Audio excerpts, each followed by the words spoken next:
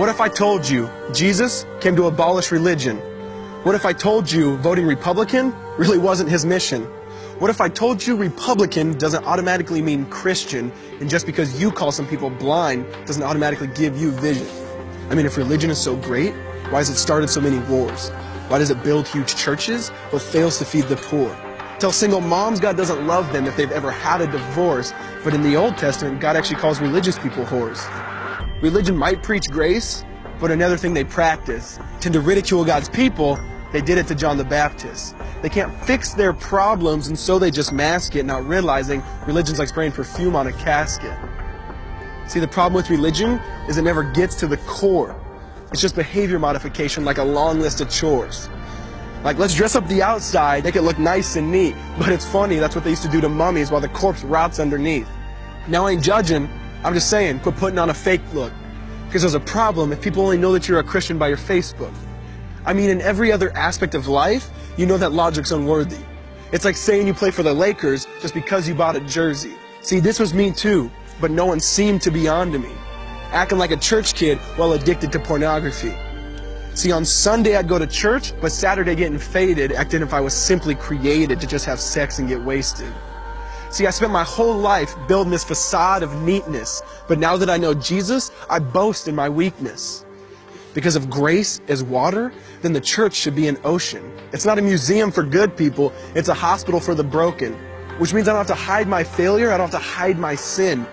Because it doesn't depend on me, it depends on Him. See, because when I was God's enemy, and certainly not a fan, He looked down and said, I want that man.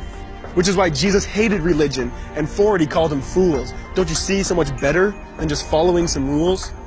Now let me clarify. I love the church, I love the Bible, and yes, I believe in sin.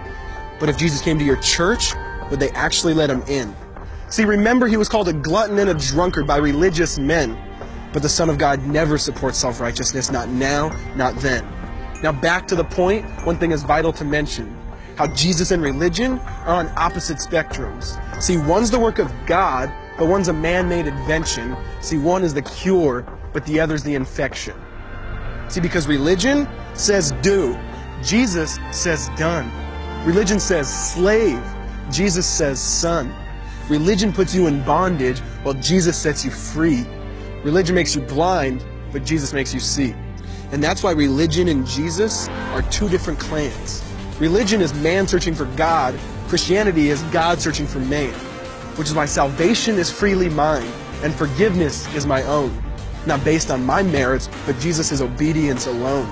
Because He took the crown of thorns and the blood dripped down His face. He took what we all deserved. I guess that's why you call it grace. And while being murdered, He yelled, Father, forgive them. They know not what they do. Because when He was dangling on that cross, He was thinking of you. And He absorbed all your sin, and He buried it in the tomb, which is why I'm kneeling at the cross saying, come on, there's room. So for religion, no, I hate it. In fact, I literally resent it. Because when Jesus said, it is finished, I believe He meant it.